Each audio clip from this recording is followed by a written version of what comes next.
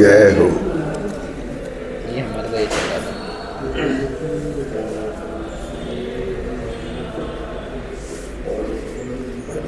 से मैंने देखे, आप पढ़ दो बस कौन सा है।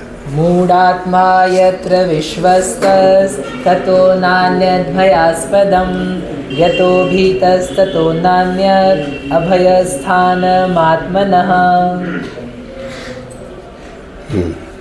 यह मूढ़ जीव जिन शरीर स्त्री पुत्रादि बाह्य वस्तुओं का विश्वास करता है वे ही सबसे अधिक इसके लिए दुख के कारण हैं। इसके समान और कोई दुखदाई नहीं है। और जिस परमात्म स्वरूप के संवेदन करने में यह जीव भय करता है, दुख मानता है, उसके समान और कोई पदार्थ आत्मा के लिए सुखदाई नहीं है। देखो,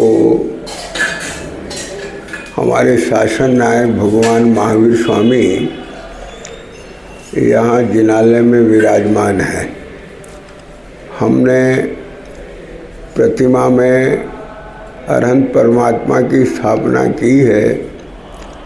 इस काल में साक्षात तीर्थंकर परमात्मा का विलय है भरत क्षेत्र में, लेकिन उनके द्वारा जो उपदेशित तत्व ज्ञान है वो आगम से प्राप्त है और उनके दर्शन और सेवा का लाभ हम प्रतिमा में स्थापना करके प्राप्त करते हैं।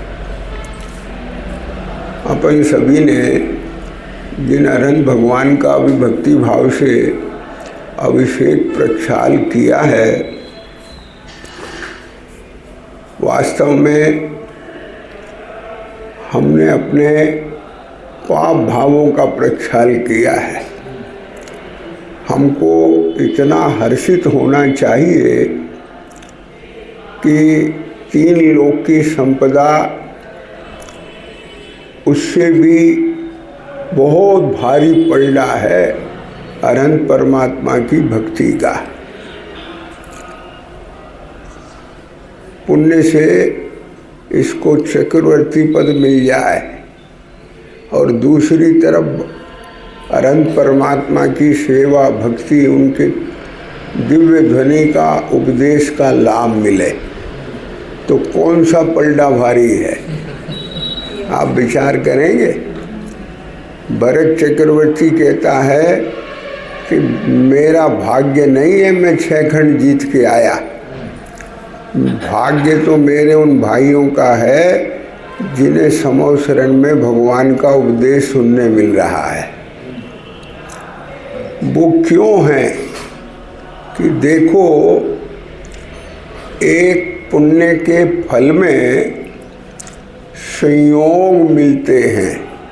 अभी गाथा पढ़ी है ना कि जिन शरीर आदि परिवार कुटुंब बाह्य वस्तुओं को एक जीव अपना मान करके उनमें मूढ़ रहता है, वे इसके दुख के कारण बनते हैं। और जो अपने अंतर में विराजमान परमात्मा है, उसका जो संवेदन है वो इसके लिए सुख रूप है, उसकी तरफ दृष्टि नहीं जाती। ग्रंथ समाधि तंत्र है। तंत्र समझते हैं? मंत्र तंत्र।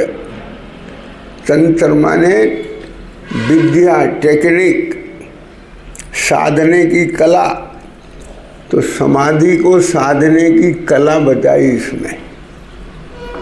समाधि क्या है कि बस सिमट के अपने में मग्न हो जाओ। मग्न होना भी कहाँ है, अज्ञानी भी मगन रहता है और ज्ञानी भी मगन रहता है। बिना मगन के तो आनंद ही नहीं आता। लेकिन अज्ञानी परपद में मगन होता है और ज्ञानी निज पद में मगन होते हैं। अब एक चीज बताओ,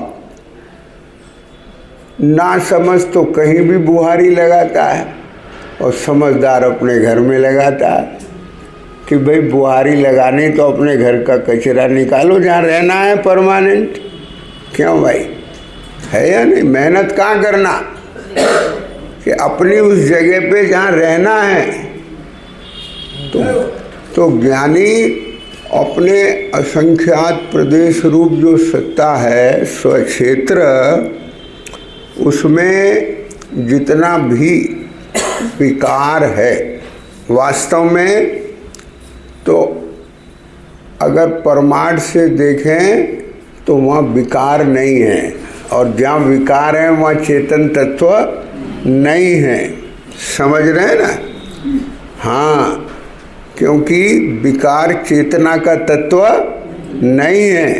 विकार तो परद्रव्य के संयोग से आया, किंतु उस संयोग को, किसको? परद्रव्य को, अथवा उसके लक्ष्य से उत्पन्न हुआ जो विभाव है, उसको जिस ज्ञान ने अपना समझा, तो वो जो अज्ञान है उसको बुआरी लगाना है। समझ आया ना? जो ये श्रद्धा में मात इसको जमी है कि ये तो मेरी चीज़ है, उसको बुआरी लगाना है। वो तो बाहर की चीज़ है। एक बार दिख जाए कि मैं इससे भिन्न हूँ, फिर तो उससे भिन्न हूँ तो भिन्न चीज़ को वो छोड़ देता है।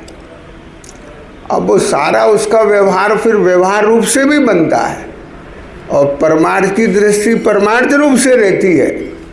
समझ रहे हैं ना? हाँ, जब घर में किसी वस्तु को देख लिया ये कचरा है, अपनी चीज़ नहीं है, तो पहले ये देखेंगे ना कचरा है, तब उसे विरक्त भाव से बुलाओ, कचरे वाले को उठाओ, है या नहीं? और उठवा तो रहे हैं और लग रहा है काम की है, तो भीतर में उठवाने पर भी हाँ, और दे तो दी, अब देनी पड़ रही है, और अनुपयोगी जान करके अपनी चीज नहीं है। और सुनो, दो चीजें होती भैया, एक अनुपयोगी जान के दे देता है तो अपनी भी चीज दे देता है, हाँ, पर उपयोगी भी दिखे और फिर भी उदासीन भाव से देवे, ऐसा कैसे हो सकता है? कि हाँ होता है। कब होता है? कि भाई साहब, दूसरे के रत्न उपयोगी तो हैं पर हमारे लिए नहीं है, हमारे लिए तो धूल है। समझ गए? तो उन्हें भी उदासीन भाव से दे देता कि नहीं? तो दे देना चाहिए ना, क्योंकि अपनी चीज हम उसके स्वामी, उसमें कर्ता भोक्ता, बस भगवान ने यही विद्या दे दी अपने को कि तुम तुम्हारे स्वामी हो, माने तुम अपने ज्ञान दर्शन जो इधर चैतन्य तत्व है ना, जैसे मिश्री में मिठास है वो उसकी चीज है, हाँ, और उसमें बाहर से रंग मिल गया, रूप मिल गया, वो चीज उसकी है क्या? अब ये बताओ, यहाँ अपने संयोग जो मिलते हैं ये अपनी चीज है क्या? यहीं से मिले हैं ना? पहले थे क्या? अभी 10-20 साल पहले थी क्या वो चीज? नहीं थी। तो फिर जो चीज अभी पहले ही नहीं थी तो उससे पहले कहाँ से थी? हाँ, लेकिन मेरे में जानना देखना ये चेतन की जो शक्ति है ये कब से है? हाँ, नित्य निगोज अनादि से। तो बस वो जो शक्ति है वो मेरा स्वतत्व है, और अपनी उस शक्ति से अपनी शक्ति को पहचानना है। क्या बोला? हाँ, देखन जानन संवेदन की शक्ति है, उस शक्ति से अपने स्वरूप को पहचान के उसका संवेदन करना। अभी संवेदन सब करते हैं, किसका? कि अभी जितने परिणाम हो रहे थे ना, भाव हो रहे थे ना, चलो चलो चलो जल्दी से चलो भगवान का अभिषेक करना है, और कर रहे हैं, और भाव हो रहे हैं, ये करना वो करना, ये सब हो रहे हैं। तो अब सारा ज्ञान का फोकस किस पे है? उन भावों पे। ठीक है, अब होते हुए कहाँ दिख रहे हैं? अपने में। करता हुआ कौन दिख रहा है? स्वयं। तो इससे भ्रांति हो जाती है कि ये मैं हूँ और ये मेरे भाव। बट जो अंदर दर्शन ज्ञान का परिणमन है ना भैया, अब वो तो छिपा है, छिपा नहीं, प्रकट है, पर देखता नहीं। क्यों? कि अगर दर्शन ज्ञान का परिणमन नहीं हुए तो भावों को किसने देखा जाना? हाँ, तेरे में श्रद्धा नाम की चीज नहीं हो तो उन भावों को अपना किसने माना? उनमें मगन कैसे हो गया? तो पहले तो इस बात को देखना कि मेरे में देखने जानने की शक्ति है, अनुभव करने की शक्ति है, जभी तो ये सब हो रहा है। मगन हो रहा हूँ तो मगन होने की भी शक्ति है, तभी तो हो रहा हूँ। लेकिन ये सारी चीज जड़ में होती कि चेतन में?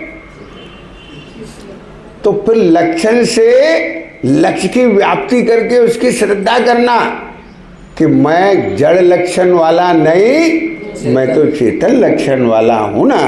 तो इसलिए ये कर्म नो कर्म मैं नहीं हूँ, मैं तो चेतन तत्व हूँ।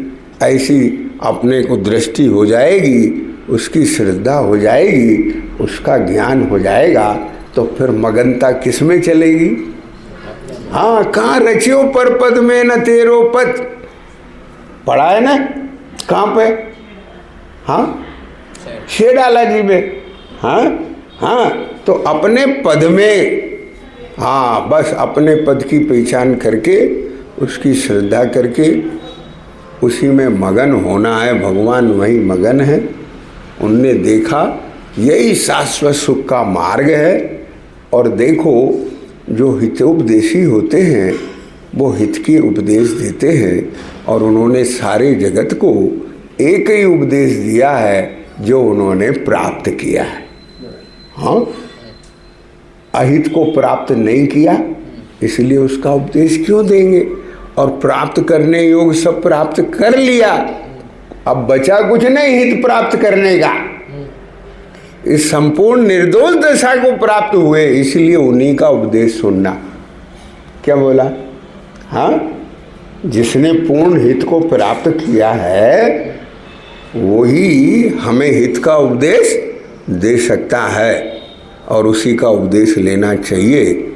इसलिए भगवान अरहंत का उपदेश यही है जो अभी अपन ने गाथा में पढ़ा है कि ये सब चीज़ जिनमें अपन अपरापन करके मगन हो रहे हैं वे सब दुख रूप हैं, वर्तमान में भी और भविष्य में भी।